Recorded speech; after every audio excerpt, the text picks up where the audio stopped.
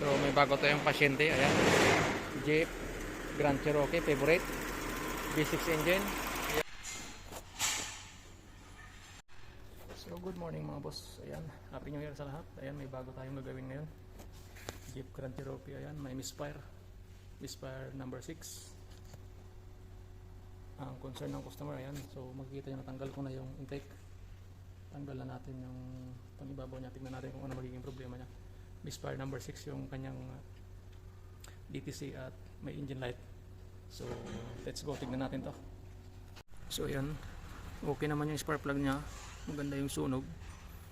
So titignan natin, susunod is yung ignition coil. So papakita ko sa inyo yung mga problema ng ignition coil na nakita ko, na sinasabi ko sa inyo, nakakaraniwang problema nito. Yung problema, yung sinasabi ko na kadalasan naging problema ng mga V6 engine na to ng Jeep is ito, nabubutas yung kanya. Ito yung problema na. Yan. Papakita ko rin sa inyo. Ayan. Ito yung malala at ito yung may pumpisa na. Makikita nyo itong maliit na butas na yan. Yan. Mag-i-start na naman mabubutas to. So papalitan na natin yan lahat. Ayan. Ayan, bali dalawa. So ito na yung ating parts. Ayan, NGK. Hindi naman siya Mopar katulad nito, yung original pa na Chrysler talaga. Pero okay rin itong NGK na to, yung mga ignition coil na to. So kakabit na natin to. Let's go. Ayan, yung bagong ignition coil.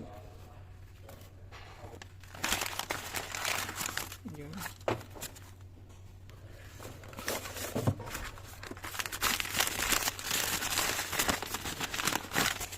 Alright.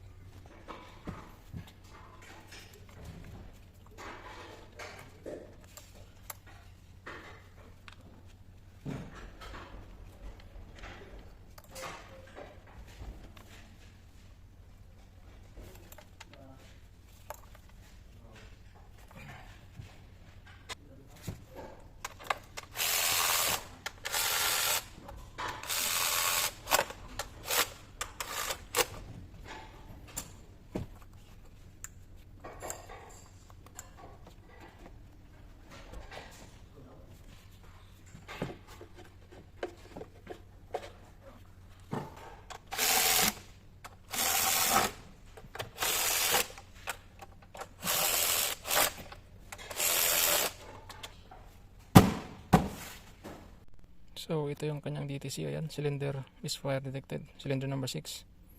So ayan yung ating ginawa, yung nakita nating problema is yung ignition coil. Ang titingnan natin, i-clear codes natin ngayon. Tingnan natin kung ano nang mangyayari doon sa DTC na yan. Ayan, Grand Cherokee 2015. Okay. PCM, okay. Ayan, DTC. So kung makikita nyo, ayan yung dati niyang misfire. Cylinder 6 misfire detected. So stored na siya. I-clear codes na lang natin. May DTC pa ng coolant thermostat. Ito yung thermostat. Lagi rin tong problema nito. So i-delete lang natin to. Ayan. Okay. And switch on. Ayan, restart. Tignan natin yung engine light kung okay siya ngayon.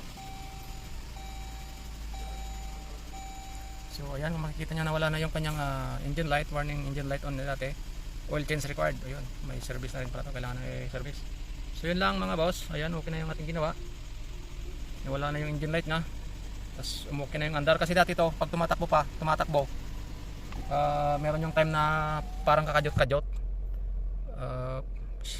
Jerking siya pag tumatakbo. So ngayon, ayan, wala na yung engine light na. Nawala na yung DTC. So that's it. Ayos yung ginawa natin. So ito na yung ating ginawa mga boss. Ayan, Jeep Grand Cherokee. Ayan. Galing din ako sa Jeep dati. Sa Middle East pa ako. Ayan. Ito yung mga trabaho namin dati. So yun lang. Okay na yung ating ginawa. Alright. Jeep Grand Cherokee. So samahan nyo mo muna ako mag-road test mga boss. Ayan. I-road test natin yung ating ginawa. Tingnan natin kung hindi na babalik yung kanyang engine light. At yung jerking niya pag nag-drive. Drive test muna tayo. So let's go. Samahan nyo muna ako mag-road test. Tayo sa highway.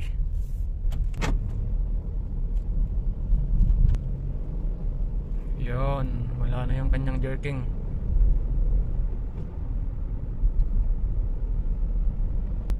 So okay na mga boss yung ating ginawa. Ayan, Pag 7-Eleven kaya muna tayo. May 7-Eleven dito mga boss. Ayan, oh. Yan, lumambot na siya. Wala na yung pakadyot-kadyot niya dati nung yung ignition coil pa niya nasira ang nakakabit. So ngayon malinis na yung kanyang takbo. Yan, smooth na ulit siya. So okay na to. Balik na natin yung job card. Tawagan natin yung customer. Alright, masaya na siya dito. Kahit dito sa paahon, ayan, ang lambot ng manakbo.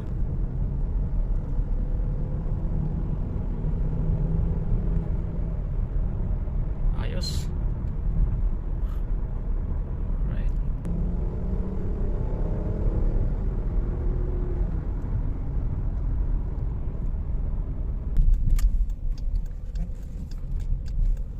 So pabalik na tayo sa ating workshop. Ayan, dito sa main highway.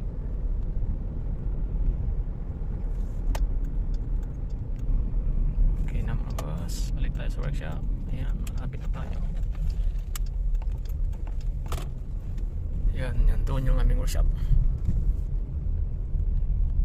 Alright, so okay na. Wala na yung engine light, malinis na. Wala na ng DTC. So that's it. So that's it for today's vlog mga boss. Ayan, yun lang yung gusto kong i-share sa inyo ngayong araw, ngayong vlog natin. Ayan, sana may natutunan kayo sa ibinahagi kong video na naman. Subscribe to my YouTube channel, JK TV sa YouTube natin, and yung Facebook page natin is JR Flores. Ayan. So yun lang mga boss, and Happy New Year again, and see you on my next vlog. Bye bye.